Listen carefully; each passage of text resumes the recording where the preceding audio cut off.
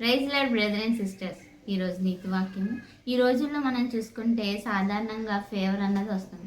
Fever వచ్చినప్పుడు మనం వేసుకునేది డోలో ట్యాబ్లెట్. కానీ అన్ని జ్వరాలకి డోలో ట్యాబ్లెట్ వేస్తే సెట్ అవ్వదు.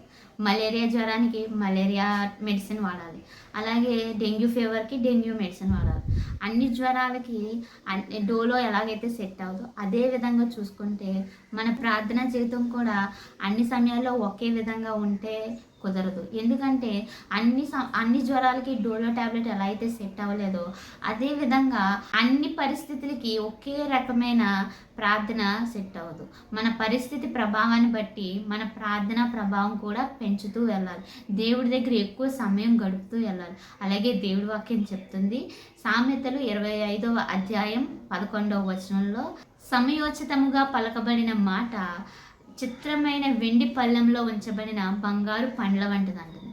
అదేవిధంగా సమయోచితమైన మాట దేవుడు బంగారు పండ్ల వంటితో పోల్చాడు. కాబట్టి మన సమయోచిత జ్ఞానంగా మాటలు పలుకుతూ దేవునిలో గడుపుతూ దేవుడు ఆశీర్వాదాలు పొందుకోవాలని కోరుకుంటూ ఈ చిన్ని మాటలో దేవుడు దీవించును గాక.